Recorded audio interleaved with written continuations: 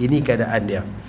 Pernah Syuraih Al-Qadhi berkata, orang yang menganiayai nanti akan tahu hak siapa yang menjadi kurang, yakni siapa yang rugi. Sesungguhnya si zalim itu akan menunggu siksaan yang disediakannya untuknya, manakala yang terzalim itu akan menunggu pertolongan Allah dan balasannya.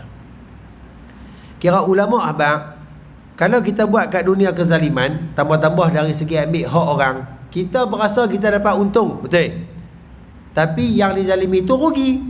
Tapi benda tu bersifat sementara.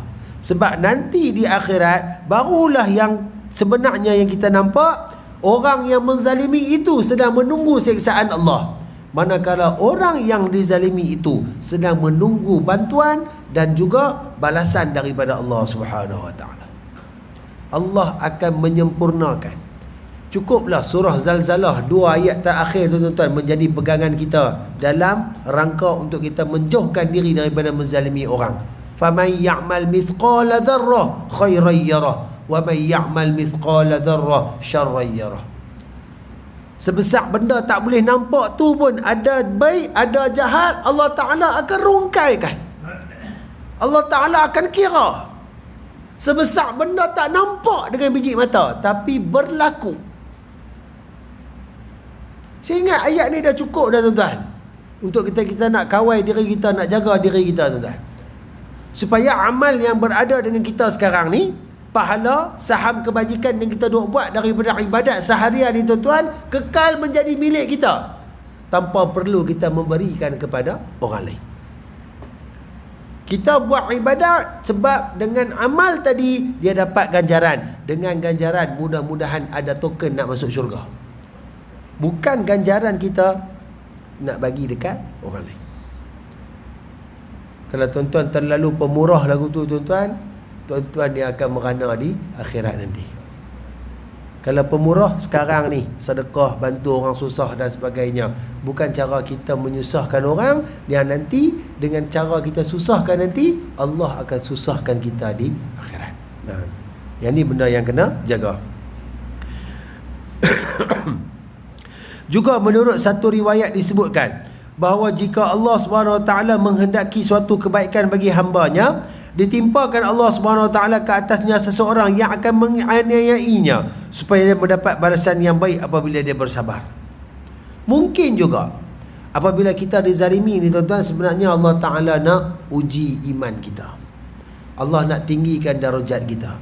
Macam mana sekarang yang sedang berlaku rancak dan hebatnya di Palestin. Ujian demi ujian yang mereka dapat ni tuan-tuan, sampai kita pun berasa hari ni tengok video Palestin pun dah tak mau tengok habis dah. Kan, buka Facebook ke apa kan, nampak video Palestin pakai duk scroll naik lah. Tak tengok dulu, awal-awal tu tengok habis juga. Kita pula komen lah, kita share lah apalah. Lah ni habis tak nak, ya Allah kesian lah kat mereka. Tapi duk scroll up dah. Kan, kita pun dah tak berasa nak tengok dah kot dah, sebulan lebih dah. Tapi mereka terus diberikan ujian. Terus mereka dizalimi oleh puak-puak Zionis laknatullah. Tuan-tuan, puak-puak Zionis tu takkan terlepas tuan-tuan. Tuan-tuan yakin tuan-tuan, mereka takkan terlepas.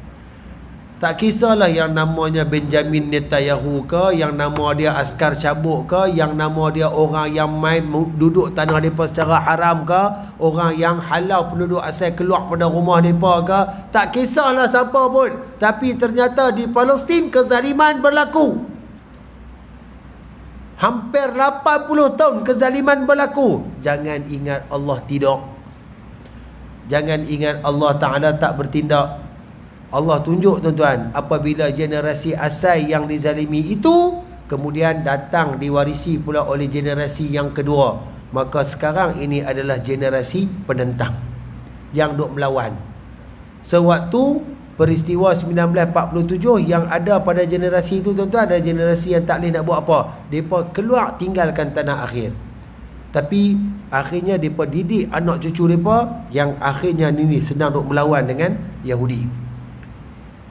Tuan-tuan jangan ingat Allah Ta'ala pejam mata. Semua tu berada rapi, berada maklumat yang lengkap dan sepenuhnya di bawah pengetahuan Allah. Mudah-mudahan nanti di akhirat kita sendiri akan disaksikan bagaimana Allah Ta'ala mengadili orang-orang Palestin. Ketika itu tuan-tuan, silap-silap boleh kata hampir ke semua ahli Palestin boleh masuk syurga macam tu je. Sebab mereka duk ada satu pahala yang duk tunggu kat mereka di sana. Kod kata nak claim pada Yahudi tak ada pahala, nak ambil pada orang kafir pahala. Dosa mereka itu akan diberikan kepada orang Yahudi yang menzalimi mereka.